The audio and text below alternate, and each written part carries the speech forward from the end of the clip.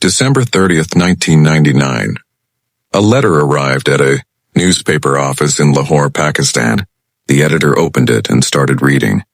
His hands began to shake. The letter said, "My name is Javed Iqbal, and I have killed 100 children." At first, people thought it was a sick joke. But it wasn't. The letter explained everything in cold detail. Javed Iqbal described how he killed street children, boys between 6 and 16 years old. He said he strangled them, cut up their bodies and dissolved them in acid. But the letter didn't stop there. Inside the envelope were photographs of young boys. There were plastic bags with children's shoes and clothes. Javed Iqbal wanted everyone to know what he did. He wanted to be caught, and he explained why he did it. This is the true story of one of Pakistan's most evil killers. It's about the poor children who became his victims, and it's about a society that failed to protect them. This is the story of Javed Iqbal. Javed Iqbal was born in 1956 in Lahore, Pakistan. To his neighbors, he seemed normal. He was quiet and kept to himself. He lived in a small house in an area called Shadbagh. He ran a small business and didn't cause trouble. But something dark was hiding inside him. In 1998, police arrested Javed Iqbal. He was accused of hurting a child. According to what he said later, the police beat him badly. They embarrassed him in public. The case was dropped, but Javed Iqbal was angry. He felt the world had destroyed his reputation. He blamed society for what happened to him. That anger turned into something terrible. What came next would shock the entire country. In the late 1990s, Lahore was a big, busy city.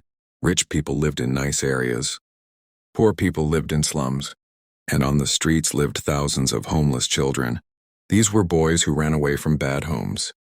Some were orphans with nobody to care for them. They survived by begging for money, picking through trash, or doing small jobs. Nobody paid attention to these street kids. Nobody kept track of them. When they disappeared, nobody reported them missing. Javed Iqbal knew this. He knew society had already forgotten about these boys, and he used that to his advantage. His plan was simple and evil. He went to bus stations and street corners looking for young boys. He offered them food, a place to sleep, and work. These kids were desperate. They needed help. To them, Javed Iqbal looked like someone who cared.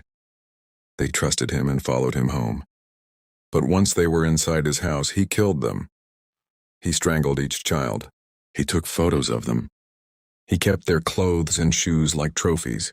Then he cut up their bodies and put them in big barrels filled with acid. The acid dissolved everything. He dumped what was left into the city drains and the Ravi River. Between 1998 and 1999, 100 children disappeared. But because they were street children with no families looking for them, nobody noticed. They vanished like they never existed. December 30th, 1999. Everything changed on this day. Javed Iqbal sent a letter to a newspaper and to the police. He didn't just say he was guilty. He gave them proof. The letter had detailed information about his crimes. It had photographs of the victims. It had bags with the children's clothes and shoes. He wrote that he wanted to turn himself in, but first he wanted everyone to understand why he did it. In his sick mind, this was revenge. Revenge against the police who beat him. Revenge against society for humiliating him. He wrote that he felt no guilt. He said these children meant nothing to him, just like he meant nothing to society.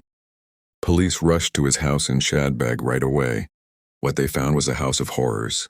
The walls were covered with photos of young boys. There was blood on the floors. 2 big containers with acid and human remains sat in a room. Children's clothing, shoes, and belongings were everywhere.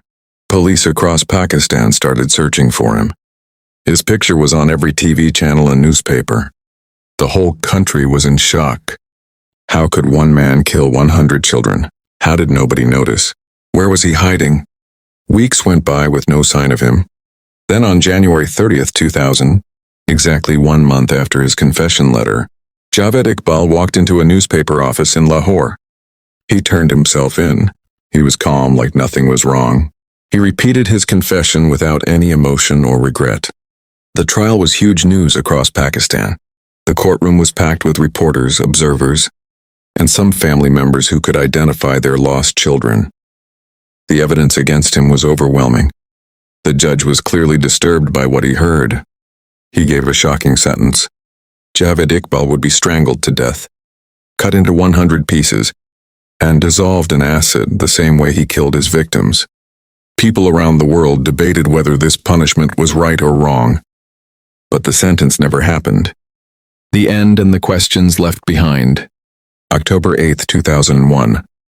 Javed Iqbal was found dead in his prison cell at Kotlakpat jail in Lahore. The official report said he killed himself. They said he hanged himself with his bed sheets, but many people didn't believe that story. Some thought other prisoners or guards killed him. Others thought he was murdered.